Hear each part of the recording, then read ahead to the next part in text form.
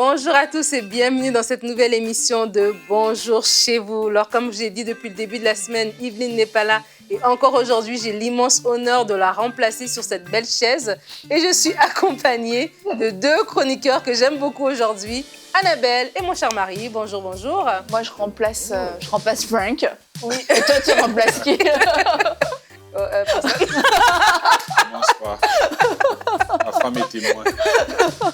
Aujourd'hui, nous allons parler de la valeur de la vie, que notre vie a de la valeur, ta vie a de la valeur. Vraiment, ma prière est que chacun de vous soit encouragé et fortifié à voir que notre vie a de la valeur, peu importe les circonstances. Des fois, la vie peut être difficile, on peut vivre des combats et on peut vraiment, des fois même avoir des pensées de mort, de pensées suicidaires, de dire la vie ne vaut pas la peine, mais la vie vaut la peine d'être vécue. Votre vie a de la valeur, c'est de ça qu'on va parler aujourd'hui. Et on aura un pasteur, j'ai une question à distance, une vidéo de Yanis Gauthier qui va répondre à la question « Je suis épuisé de combattre, que faire ?» Et par la suite, nous aurons aussi un invité dans la rubrique Culture et Médias, le docteur Paul Sabat, qui va venir présenter son livre « Fait pour vivre, l'appel d'un médecin à sauver des vies ». Ce sera en fin d'émission qu'on va pouvoir parler de tout ça. Mais avant, on va commencer avec toi, ma chère Annabelle, dans la pensée du jour.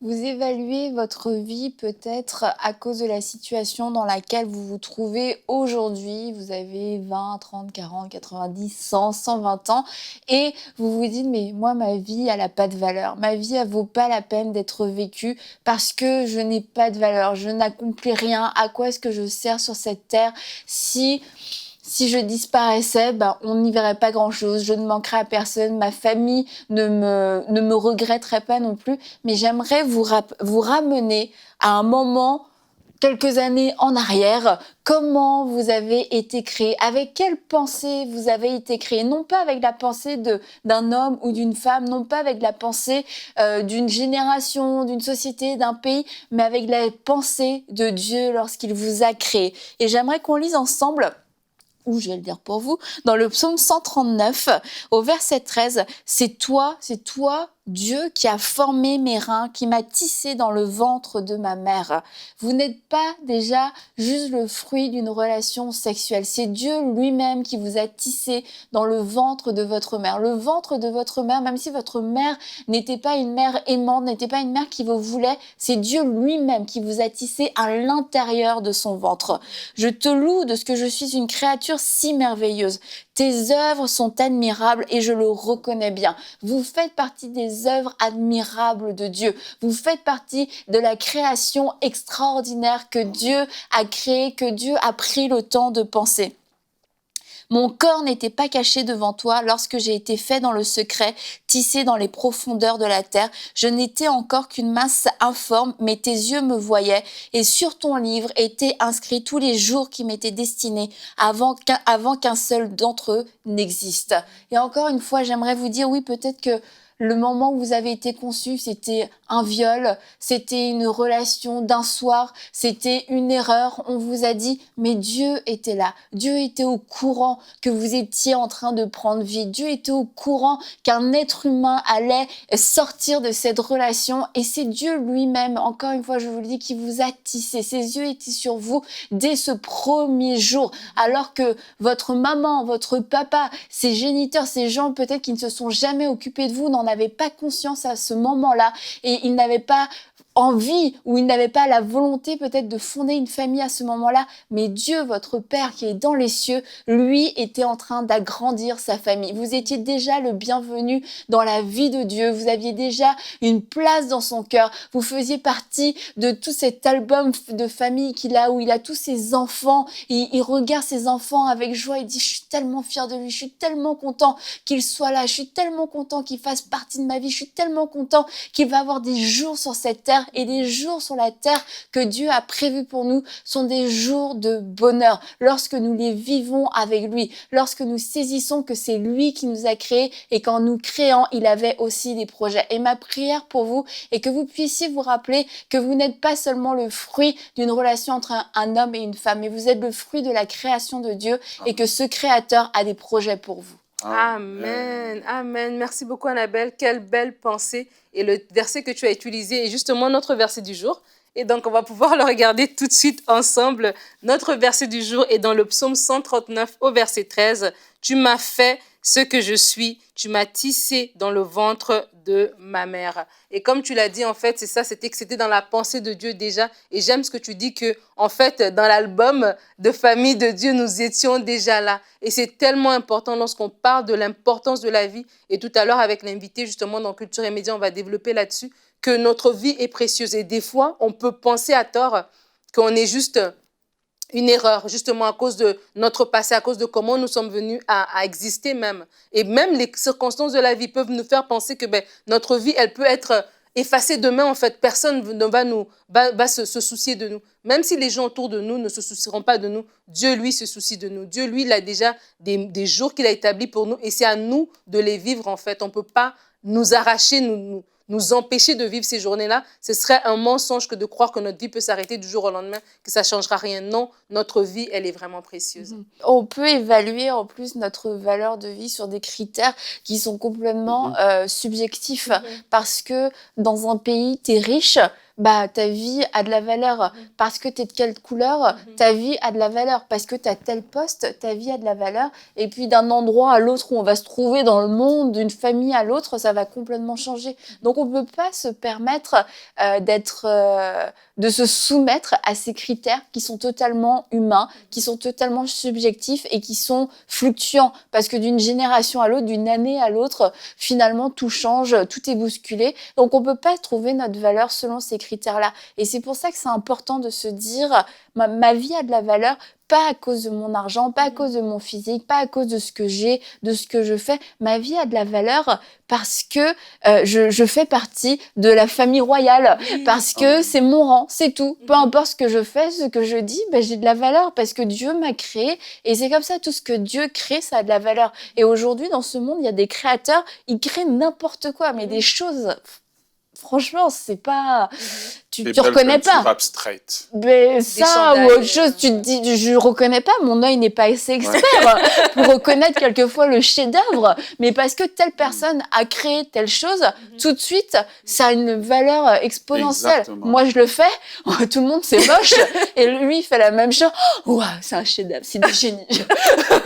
Parce que c'est la personne qui l'a créé, et du coup, on lui attribue tout le crédit. Et de la même façon, moi, je dis, si c'est Dieu qui a créé, ça a de la valeur. Amen. Et Dieu a créé l'homme et la femme.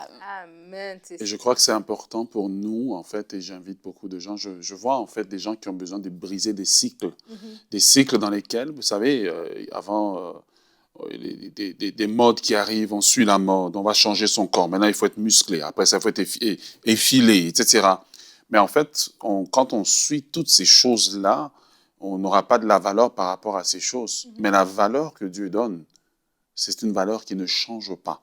Et c'est important pour vous, c'est important pour nous de prendre notre valeur à partir de Dieu. C'est Dieu qui nous donne notre valeur. Et ce que j'aime, c'est quand le psalmiste dit « Je te loue parce que je suis une créature merveilleuse ». Et cela devrait être votre discours, qu'importe vos circonstances. La valeur de l'or n'est pas déterminée par le pays, mais elle est déterminée par les connaisseurs qui disent « ça, c'est la valeur de l'or maintenant ». Votre valeur est déterminée par Dieu. Et je crois qu'il y a des gens qui ont besoin que Dieu les visite, Dieu les sorte justement de ce cycle-là complètement. Vous n'avez pas la paix intérieure. Pourquoi ?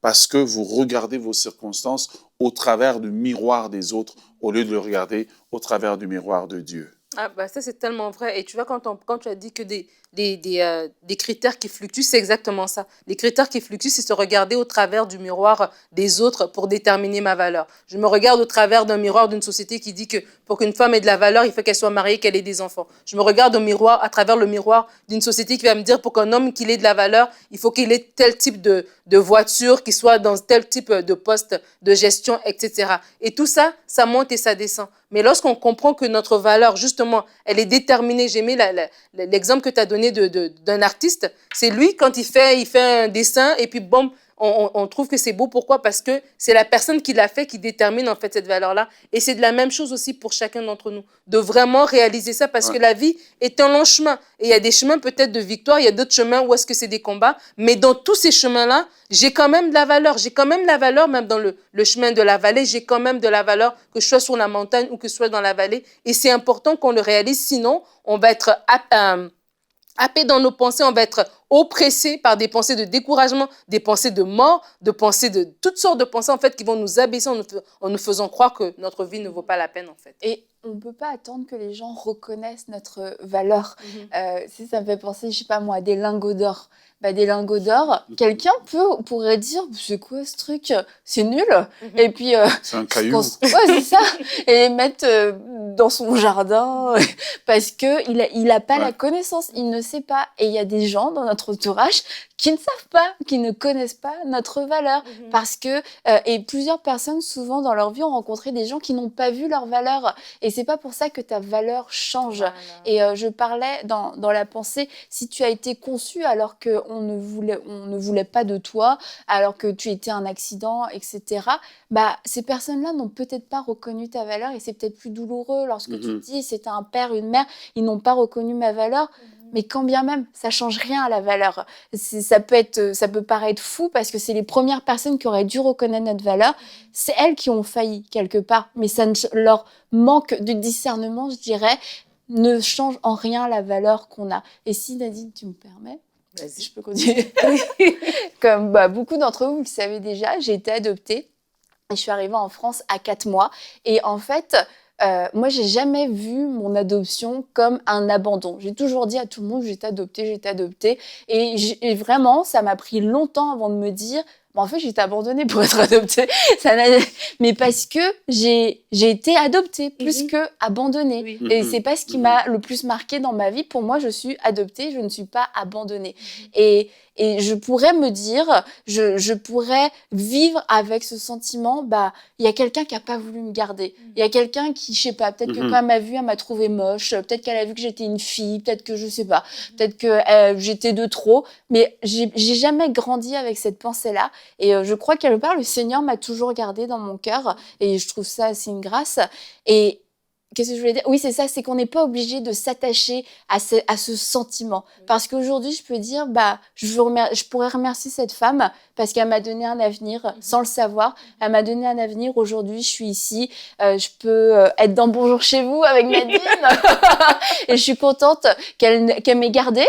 Et qu'elle ait porté la vie en elle jusqu'au bout, et puis qu'elle ait décidé de me mettre quelque part, et que j'ai pu après être adoptée. Mais j'aurais pu vivre malgré tout ça avec un fort sentiment d'abandon et de rejet, mais j'ai la conviction, comme la Bible me dit, que Dieu était là lorsque j'ai été tissée dans le secret, que c'est lui qui m'a formée, et c'est lui qui a fait de ma vie ce qu'elle est aujourd'hui, et c'est pour ça que ma vie est précieuse et a de la valeur, même si quelqu'un, pour X raisons, n'a pas voulu me garder à la naissance. Amen. C'est tellement beau ce que tu viens de dire, Annabelle. Oui, tu es adoptée et non abandonnée. Et pour vous aussi, vous êtes adoptés par le Seigneur et non abandonnés par les hommes. C'est tellement fort. On va tout de suite aller dans la rubrique Pasteur, j'ai une question. Nous avons une vidéo de Yanis Gauthier qui répond à la question « Je suis épuisé de combattre, que faire ?» Il est vrai que les épreuves de la vie peuvent nous amener au plus bas. Ça peut saper notre identité et faire voler en éclats toute l'estime qu'on a pour notre propre personne et l'amour que nous portons pour la vie. Et je rencontre beaucoup de personnes qui, malheureusement, ont souffert ou qui souffrent encore. Mais le problème, c'est que, à force de vivre dans la souffrance, elles ont pris l'habitude de se voir au travers de ces événements. Et le problème, c'est qu'elles essaient d'avancer avec le regard qui est constamment fixé sur ces choses qui leur font mal. Résultat, leur conscience est marquée, elles sont plongées dans la tristesse, dans la désolation, elles ont des idées sombres et basculent dans la dépression et envisagent le pire. Comment être heureux lorsque tout est sombre autour de nous? Comment avoir envie de se battre contre la maladie alors que la médecine nous a condamnés? Comment croire qu'on a de la valeur alors qu'on a été rejeté par sa famille? Comment être heureux et s'aimer lorsqu'on a été piétiné par les aléas de la vie? Et il y a beaucoup de personnes pour qui la vie se résume à un seul mot, calvaire. Et malheureusement pour ces individus, la mort semble être une solution. En France, il y a une personne qui se suicide toutes les 40 secondes et il y a 70 000 personnes qui sont hospitalisées chaque année pour une tentative de suicide. Le suicide a fait plus de victimes que les guerres dans le monde. Vous connaissez peut-être le vieil adage qui dit « Tant qu'il y a de la vie, il y a de l'espoir ». Eh bien, j'aime à dire que tant qu'il y a Jésus, il y a la vie. Et la réalité, c'est que quelles que soient vos souffrances, si elles vous éloignent de Dieu, vous êtes en danger. Pourquoi ? Eh bien parce que notre vie s'effondre lorsqu'on s'éloigne de lui. Je me souviens de ce jour où je suis dans une chambre d'hôtel, j'ai une vingtaine d'années, et à cet instant, j'ai une pleine vue sur ma vie. En fait, tout est sombre dans ma tête, et là, j'ai juste envie d'en finir. J'ai plus la force de subir, d'endurer les réalités qui sont les miennes, j'ai plus la force de me battre pour vivre, de faire face à toutes ces pensées liées à mon passif, au rejet que j'ai vécu. J'ai plus la force de relever la tête et il n'y a pas l'ombre d'une solution. Alors je prends un couteau et toute la matinée, je vais laisser cette lame de couteau sur mon bras et je vais essayer d'aller jusqu'au bout, de me sectionner les veines. Mais je ne vais pas réussir à aller jusqu'au bout. Mais toujours est-il que je vais me taillader, me mutiler le bras, m'infliger une punition, celle que finalement la vie représentait à mes yeux. Et puis, après quoi, je vais adopter un comportement autodestructeur vis-à-vis de ma propre personne. Je vais me détruire dans tous les sens du terme, parce que à cet instant, la mort me semble être la seule solution pour mettre fin à mon calvaire. Il est vraiment important pour vous de ne pas réduire votre vie à vos souffrances, à vos échecs, à une maladie que vous rencontrez, parce que cela va vous faire déprimer. Levez les yeux vers Dieu, réalisez votre valeur. Vous n'êtes pas rien, vous êtes quelqu'un. Il n'y a pas un seul de vos cheveux qui tombe à terre sans qu'il ne le sache. Derrière la personne que vous êtes, il y a une action divine. Dieu vous a créé avec passion, avec amour, et il vous a taillé sur mesure pour accomplir une mission particulière que lui seul connaît. Est-ce que vous réalisez cela ? Regardez-vous au travers du miroir de la parole de Dieu pour comprendre réellement la valeur que vous avez. Et il n'y a pas longtemps, alors que j'étais dans la voiture, je dépose ma fille devant une boulangerie parce qu'elle voulait s'acheter un goûter. Je lui donne un billet de 5 € et elle revient 1 minute plus tard. Elle me dit « Papa, regarde ce billet-là, il est déchiré. Certainement que la boulangère ne va pas l'accepter. » Et là, je la regarde, je lui dis « Tu sais ma fille, c'est pas parce que le billet est déchiré qu'il a perdu sa valeur. Va et tu verras. La boulangère a certainement un petit bout de scotch qu'elle va prendre pour rafistoler ce billet. » Et elle revient quelques minutes plus tard et elle me dit « Papa, tu avais raison. » Elle a pris le billet, elle l'a rafistolé, elle m'a donné mon goûter. Ce que je suis en train de vous dire, c'est que vous avez peut-être été malaxé, piétiné, abîmé, rejeté, mis à la poubelle. Mais il n'en demeure pas moins qu'aux yeux de Dieu, votre valeur est restée intacte. Il vous aime et il a estimé votre valeur au prix de ce qu'il y avait de plus cher à ses yeux, son Fils Jésus-Christ. Et chaque jour, il vous manifeste, il vous témoigne de son amour. Amen. Merci Yanis. Quelle belle réponse. Vraiment, on sent que tu es un évangéliste, je disais, qui parle avec tant de passion. Et Yanis a dit, tant qu'il y a Jésus, il y a la vie. Et c'est tellement vrai. Votre vie a de la valeur. Et si vous avez des questions, vous pouvez aussi nous écrire à l'adresse pasteur.j'ai-une-question@emcitv.com. On va te laisser partir, mon cher Mary.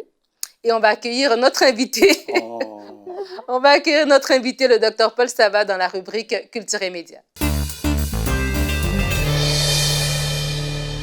Alors, comme je vous ai annoncé, nous avons maintenant un invité avec nous, le Dr Paul Saba. Bienvenue, Dr Saba. Merci, Nadine. Alors, je vais vous présenter. Vous êtes le président et fondateur de la Coalition des médecins pour la justice sociale ici au Québec. Vous êtes un médecin de famille qui est en exercice depuis plusieurs années. Oui. On ne dira pas le nombre d'années. Et aujourd'hui, vous venez présenter votre livre « Fait pour vivre, l'appel d'un médecin a sauvé des vies.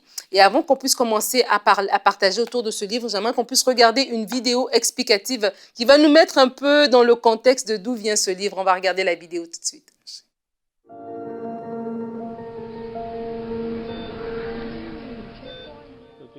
L'inspiration de ce livre a commencé avec la naissance de ma fille Jessica en 2009, même avant sa naissance. À 20 semaines de grossesse, suite à l'échographie, l'équipe médicale nous a pris à part pour nous dire « Nous sommes désolés, mais votre bébé a un problème très grave, une malformation congénitale. » Nous avons demandé « Que voulez-vous dire par cela ?» Ils nous ont expliqué que son cœur n'était pas viable et qu'elle sera probablement trisomique. Les médecins se demandaient même s'il aurait une qualité de vie et s'il pourrait tout simplement survivre après l'accouchement. Ils ont poursuivi en nous disant « Vous devriez considérer vos options. » Je leur ai demandé ce qu'ils entendaient par vos options. Ils ont répondu « Si vous souhaitiez mettre fin à la grossesse, vous devez le faire maintenant. » Nous avons leur fait une autre échographie à 24 semaines et avons eu le même résultat et nous ont posé de nouveau la même question à laquelle nous avons répondu que jamais nous ne mettrions fin à la grossesse. Même proche de la date de l'accouchement, l'équipe médicale nous demandait quel niveau de soins intensifs devait-il procéder pour sauver notre bébé après l'accouchement. Ma femme a insisté en leur disant « J'ai tout fait pour amener ma grossesse à terme, alors faites tout ce que vous pouvez pour sauver la vie de mon bébé. » Les plus grands abandons, c'est d'abandonner les êtres humains, en supprimant leur existence soit par le suicide assisté, l'euthanasie ou par l'avortement.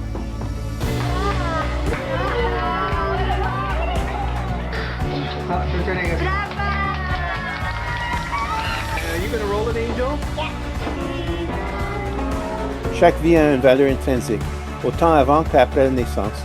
Et même à la fin d'une longue vie, il ne faut jamais perdre d'espoir, parce que vous êtes précieux et que vous êtes fait pour vivre.